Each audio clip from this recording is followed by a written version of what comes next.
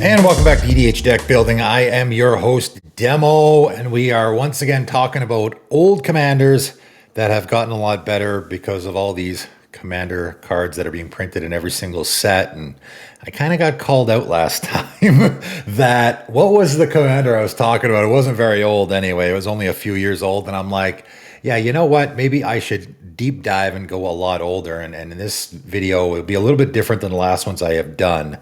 First of all, I'll be doing more than just three. I think I got 7 commanders that I'm talking about here. I went a lot farther back, talking about some commanders that, again, a lot of these you guys probably haven't even heard of, but they are commanders that maybe could get a revisit. And again, this series has sort of folded in my underwhelming commander series, where I talk about commanders that don't really get much love and different directions you could go with them. And some of these commanders, back when I first started playing the commander format, is like, what are you gonna? Even a guy like me is like, what are you gonna do with that? Now we have a lot more ways that we can use it. So I'm bringing attention to some of these commanders that have gotten a little bit better, in some cases a lot better, in some cases a little bit better because of the support we have gotten in the format. I will not have deck lists this time, but I do have a lot of great ideas. Starting out this time with Adun Oakenshield, which is a commander I've talked about in the past, which is just, I think, an underrated commander. It's got a pretty good ability. It is kind of expensive. Unfortunately, it's one of those cards that's just old and hasn't been reprinted, so it is kind of expensive. But if you got one sitting around in your trade binder or whatever, I think it's a pretty good commander. So green, black, and a red human knight 1/2. I will point out it is a knight. That is important to note. But a great ability here. Green, black, and a red, and tap. Return target creature card from your graveyard to your hand. That's it. It's just getting creatures out of your graveyard. Okay.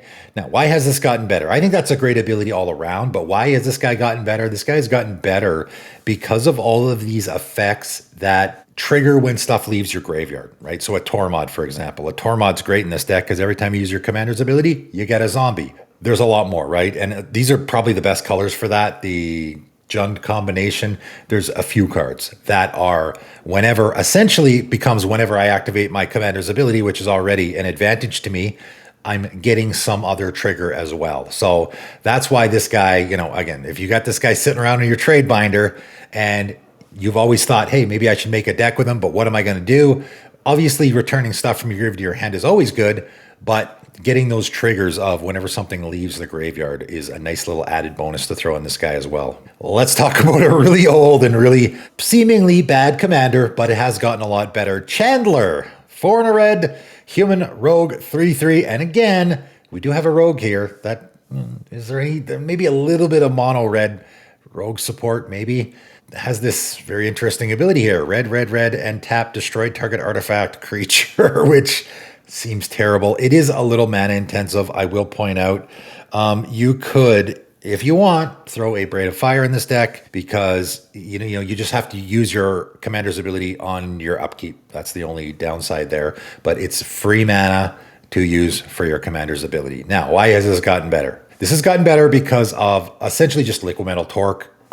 There also is, there's other effects like that, liquid metal coating, any effect like that, right? We've gotten a few of those recently. That has made this commander better because, of course, you can turn any creature into an artifact, so it just becomes destroy target creature. And having a commander, especially in mono red, that has essentially an ability that says destroy target creature is pretty fantastic, right? Just pick any creature on the table and you can turn it into an artifact and then destroy it with your commander. Not bad. Same goes for Joven.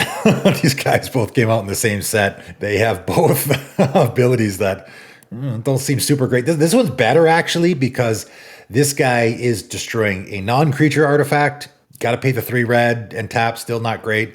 But because you are much more likely to be playing in a game, every commander game has non-creature artifacts. So this guy already is better than Chandler in a commander game because, how often are you going to come across artifact creatures in a commander game? You are, but not a lot. Non-creature artifacts is going to be just destroy people's soul rings. Chandler's better if you want to be dealing with creatures.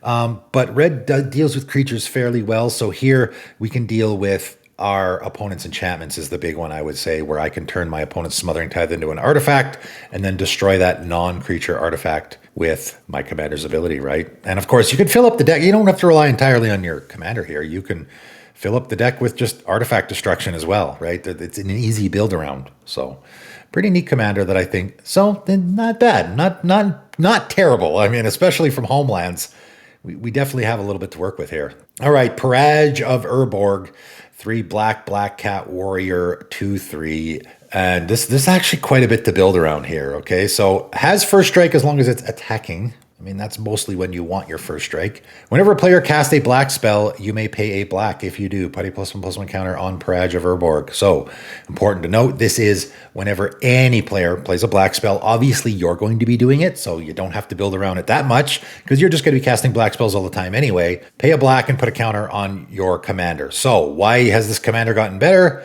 I mean, again, I would say this commander is a little bit underrated. I have done this on my channel before, so I am, in a way, just shining light on some of these commanders like Parage. I think it's, if you just want some unique commander that people are going to be like, what the hell is that?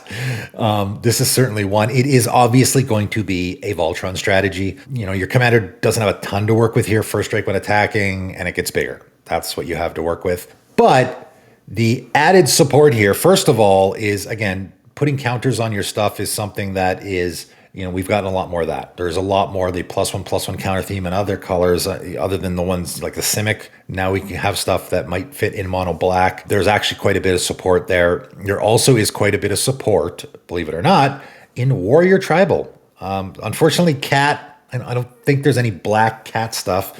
But Black Warrior stuff there is. There's actually a few cards out there that are going to benefit you from having a Black Warrior commander. And I guess anyone else who has a mono Black Warrior commander, you can add that in there as well. But I think the big one here is for a Warrior commander in black. If you're doing the Voltron strategy, it fits. I also will throw out, again, if you're doing a mono black Voltron strategy in general. So you can use this commander or you can use a different one. There also is the other idea you can use that I've had before is I only have one creature, or I'm only attacking with one creature, stuff like that. That's another thing that you can add in. There's actually quite a bit you can build around here if you're doing this commander or maybe another mono black commander in the Voltron strategy. That also is a warrior.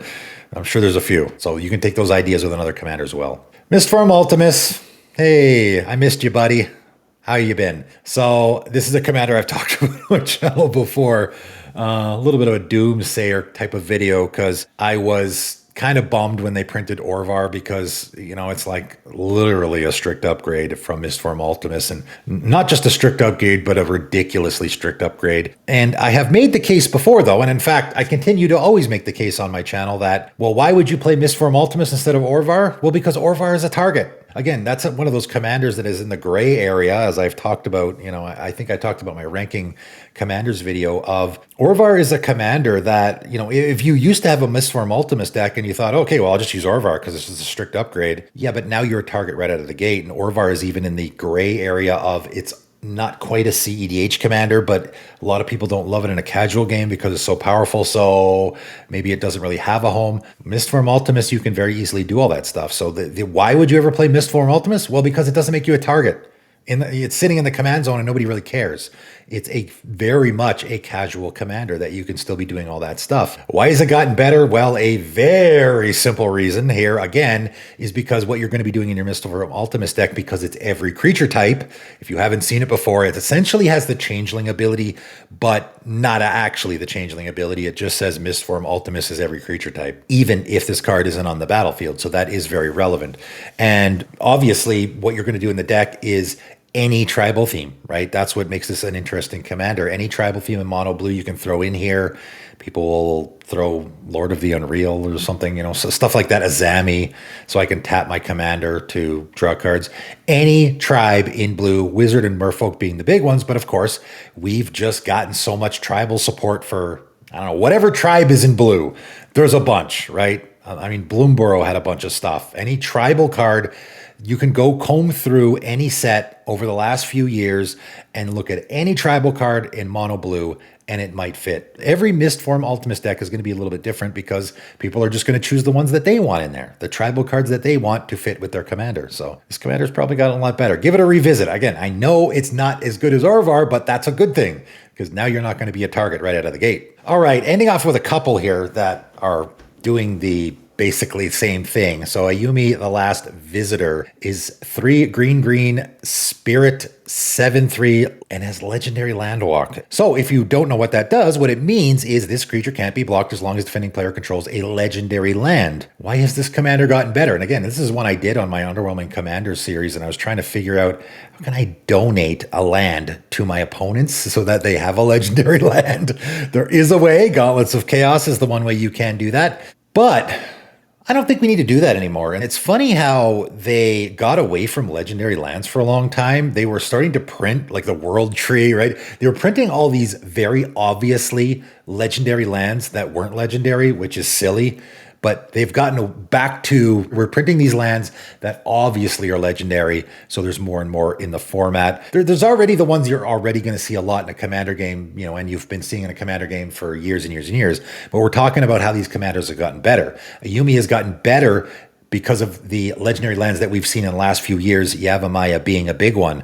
And of course, that's a super popular, that's one of those cards that people just throw in any deck because it mana fixes you in green. The channel lands are another big one. They came out, of course, in Neon Dynasty, and I know people will likely want to channel them, but a lot of times you just play them. If I have a Boseiju in my opening hand, I'm just going to play it. I don't want to, but I need to make land drops. That's why they're great, obviously, because you can just play them as a land. So I will just play that as a land. Now I have a legendary land, and your Ayumi is going to be unblockable. It can get in for 7 damage, by the way, is a very relevant number for commander damage, obviously. So there are those as well.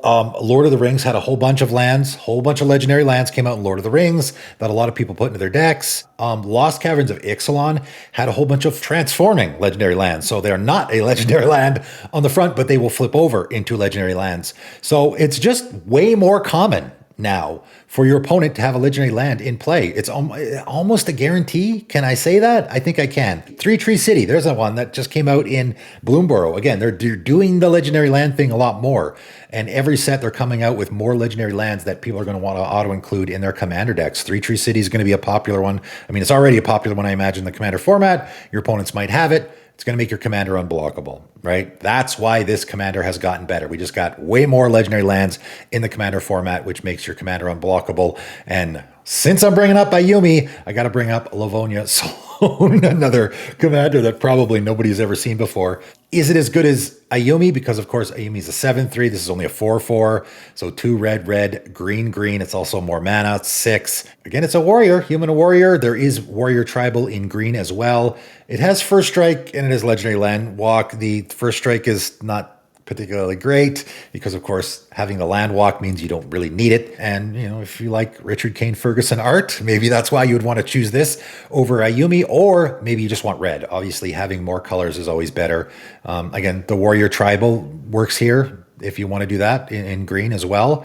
It's a really interesting, Voltron commander. If you want to get back to doing Voltron strategy, we don't see that much anymore. This is a funny one. It's a funny old commander with legendary land walk that you could probably build a really neat deck around. And I guess the funny part about all of this with the legendary land walk is your opponents are sort of hanging themselves out to dry here, right? By playing legendary lands, they're doing it to themselves. That's the funny part, is you start swinging with your commander and they don't even realize they have a legendary land in play. They're like, oh crap, now I can't block your commander, right? So I think that's the funny part about the whole doing the whole legendary land walk thing is they're shooting themselves in the foot by playing those legendary lands. But both of these commanders have gotten quite a bit better just because we have way more legendary lands in the format now. There you go, 7 commanders that I think have gotten a lot better, and these ones are old. I went way back and got some super old ones here. They're all commanders that I think have gotten a lot better.